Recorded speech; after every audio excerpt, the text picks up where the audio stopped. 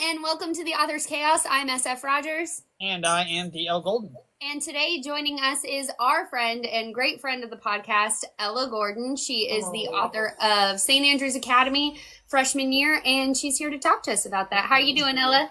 Good. So, Ela, what is St. Andrew's Academy? Let us know, what do you write? Well, this is a YA contemporary high school story about a young girl in Tennessee who gets accepted on scholarship to a local private academy, and she has to merge her public and private school worlds, and hijinks ensue. It's so good. It's a little more light and breezy sounding than some of the other stuff that we've talked about on the podcast recently. Freshman year is. Except for like one or two chapters. There's things happening. I am alpha reading for her. Okay, there are things happening in the second book that you say, it feels light and breezy. And all of me is like, in a devastating manga type of way. Well, Freshman year is definitely more the light and breezy than some of the other. Yep. It feels breezier. So you're saying it is not as light and charming as it sounds then?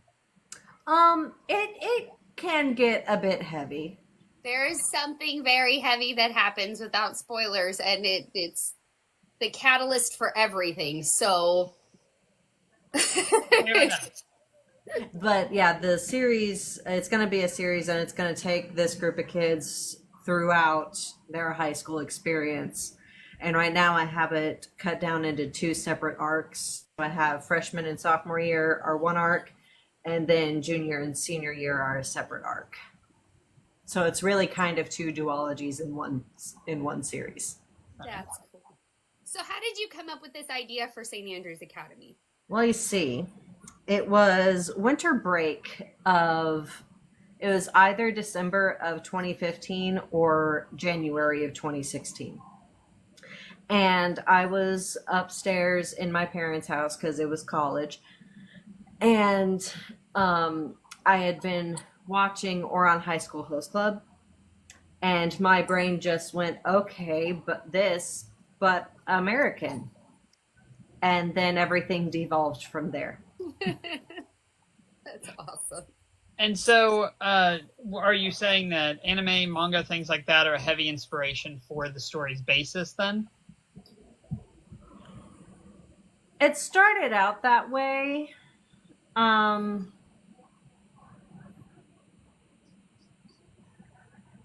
Yeah, kind of. High school animes. Yeah. Yeah. Mm-hmm. Was there anything else that influenced your writing, Ela?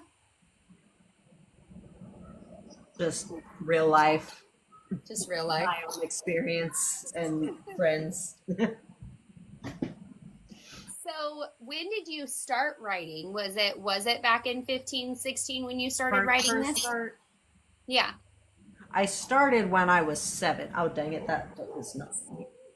I started when I was 7, and my parents came home with a write your own storybook. Mm-hmm. And my dad is a Southern Baptist pastor. So of course my first story was about the mustard seed that Jesus spoke a parable about. And it was written and illustrated, by the way. I don't know where it is. Daniel's first book was also written and illustrated in the 2nd grade, and it was about our dog Sugar. So yeah, so realistically, they're both in the same genre. So you have put out one book. You're talking about doing a book per year there in high school, correct? So are we looking at 4 books by the end of it? Yes. Yeah. So it's going to be, I was planning on doing a book a year, but finances have not allowed that to happen because I highly doubt sophomore year will be done by August. Probably not even by December, but we'll see. So I'm reading sophomore year, and I think it's closer than you give it credit for. Well, I just want to be able to pay my editor. Yeah. I understand that. Shout out to Casey on that, Yes, Casey. for that. This is fair. Right? Finances. It tends to always be the finances that keep us from like, okay, I got to push this off. I got to push this off a little bit. Are there any other genres that you plan on writing, or are you trying to stick with that young adult? I have one. Well, it started out as a fantasy, but now it's leaning more dystopian. But we'll see when I actually start writing it down. And then I have a few romances in me. And I would like to delve into sci-fi a little bit, but Ooh, that would be fun. We're gonna end up with multiple things out at once, it seems like, once we get done with it. Yep. Fair enough. We talk about, let's circle back to the finances thing for a second. When we talk about publishing stuff as authors, so much of indie publishing is funding that stuff ourselves, and how difficult that is. Have you ever considered doing some kind of crowdfunding, like from Kickstarter or something, to try? I actually am considering doing that. So I talked to my friend who did my character art for freshman year, which is in the car. Which is Yes, she has them. There you go. But so she has started doing a special edition cover for freshman year. And I'm planning on doing a special edition first look into a new edition Kickstarter, and then along with that is going to be a side-by-side novella from the POVs of two of the non-POV characters in freshman year. Ooh, that'll be awesome. Yeah. I'm so Nice. excited for that. Well, and we talked to Liz Shipton a little bit ago, and she had mentioned doing things like Kickstarter, where you could put out, they get a paperback, or they get a hardcover, or they get a special edition hardcover, just to try and bump that a little bit, because as indie authors, we all understand that money is generally and I don't have a hardback right now, so then the only way you would be able to get a hardback would be through the Kickstarter or on my website after the Kickstarter is finished. So when do you think you'll be seeing a Kickstarter like that jump off to where you could get in on that? It will depend on when I finish the novella and when Maddie finishes the cover art. Fair enough. I told her to aim for hopefully autumn, but I don't know if the novella will be done by then. Right. But the good thing about doing a side-by-side novella is half of it's already written. I just got to switch the POV. Right. And the internality and how they felt. Yeah. So do you have any other ideas and stuff that are floating around out there for you? I know you said you had more writing, but do you do more creative things on the side? Are you working on other things? I do. You can see back behind me that I have a few little character soaps back there that are for Sarah's books, and I've made Daniel some wax melts for his PR boxes, and then I'm also working on a few character dolls for freshman year that I'm gonna have at the craft fairs and farmers markets and whatnot. But I'm also I've been on a big D&D kick recently, and I had a thought about that Sunday that is not very well fleshed out at all, but I think is interesting.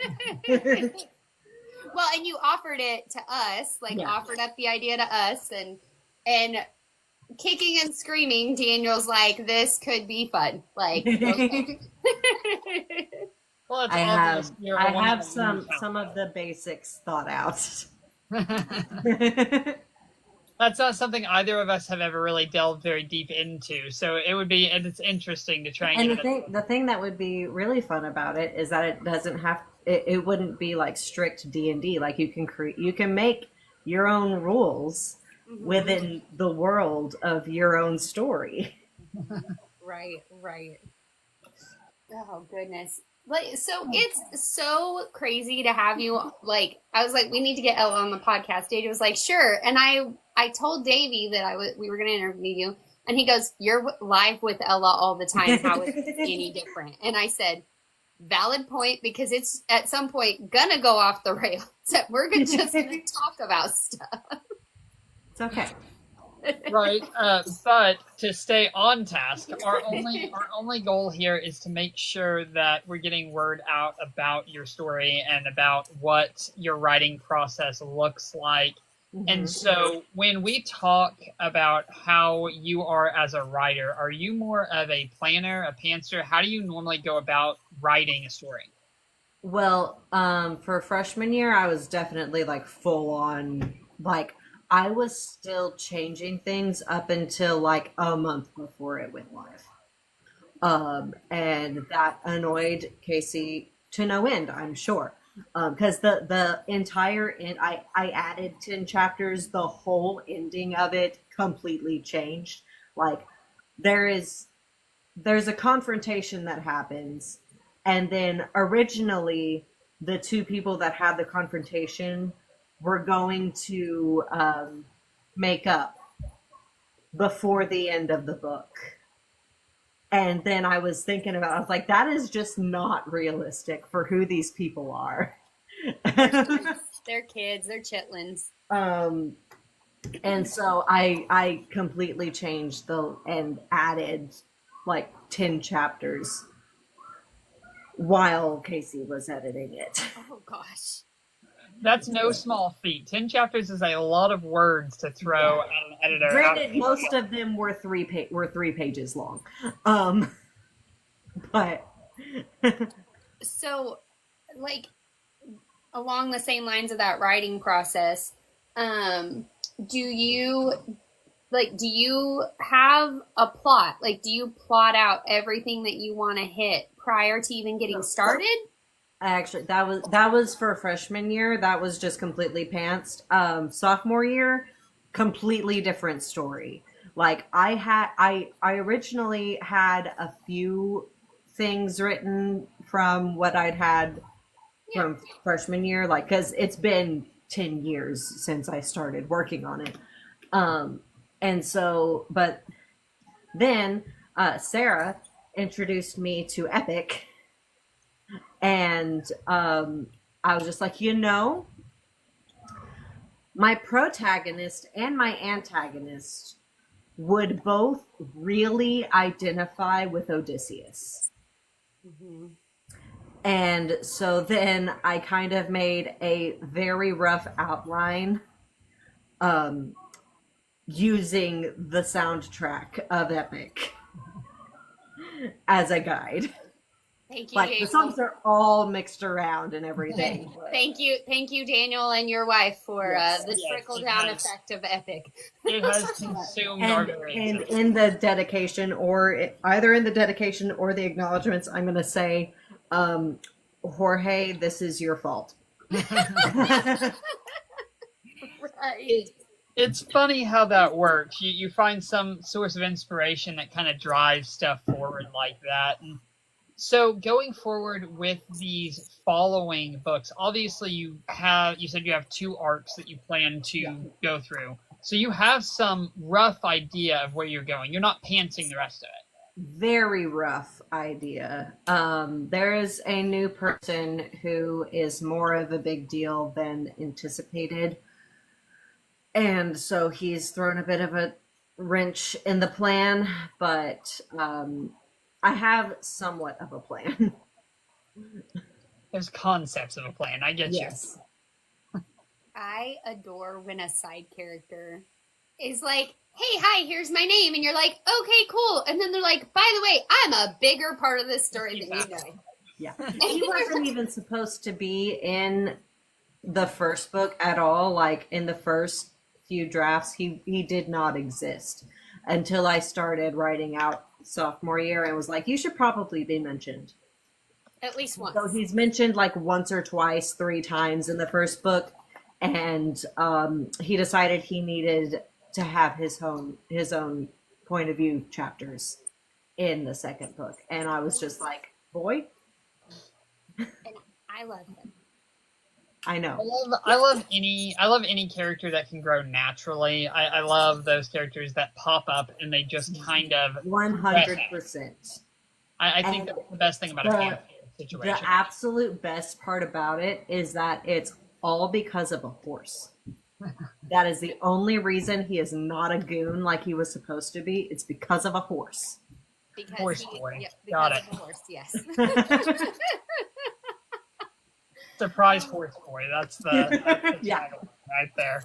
So what we ask this, you've been here a long time. What's one piece of advice that like you would give out, knee-jerk reaction to someone who's trying to write their first book, get it published, get it out there into the universe? One piece of writing advice. Just to remember that people want you to do well. Like, not even people that know you, like complete strangers want to read your work and they want you to do well. Right. That's so encouraging though, because so often we write this stuff and we're like, oh, my mom read it. And it's okay, that's not that impressive. But then we come across people who dress up like our characters at the first convention you go to and drive 3 hours to see you. And that's 6 hours. 6 hours, yes, sorry. Or they just message you one night and they're like, hey, I don't have a writer's group. And you're like, okay, welcome to ours. You are now one of us. Like, you're it. Like, this is it. I can and stand, then everything devolves from there. Right. I can stand firmly on that. I can stand firmly on that piece of advice. Is like, there's more people who want to see you succeed than there are who want to cut your legs out from underneath of you. But there are more people who are in agreement with us when we say there's plenty of seats at the table. Then there are people who are like, no, there's not. Like. So that is really, I like that piece of advice a lot. I really do. So, do you have any other questions here, Sarah? I don't have any questions. I talk to her every day, though. So. I know, exactly. That kind of irons you out there. But we are going to go ahead and sign off here, but I want to make sure that everybody gets a chance to figure out where to get your stuff, where to find you, all that good stuff. Plug away. It is on Amazon. I also have it on Ingram Spark. So if you don't want to buy it and you want to request it at your local library, you can request it, and it's on Ingram's website and whatnot. I am working on my website to get it up on there, and that will be tigerlilyprojects.store. And once everything's set up on there, it will be available there. So. Okay, and that's St. Andrew's Academy, yes? What? And that is St. Andrew's Academy, yes? Yes. Yes. She also has a Patreon and will soon have a Kickstarter. So make sure you follow her so that you can find all those things. Patreon is a very good way to keep up with her. I always forget about that. Hey, that's what we're here for.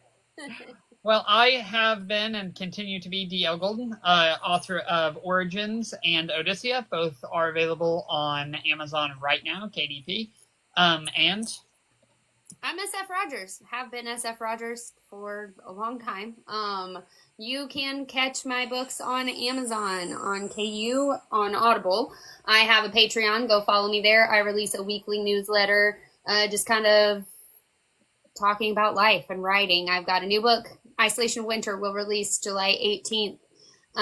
You can also catch Daniel and I at Tremendicon this weekend in Springfield. I say this weekend. It's the weekend. It's going to be late after this episode will air, but we're going to be there. The first weekend in June. So May 30th, it's May 30th through June 1st. We will be at Tremendicon. Come see us. Yeah. Ella, thanks so much for coming and talking to us.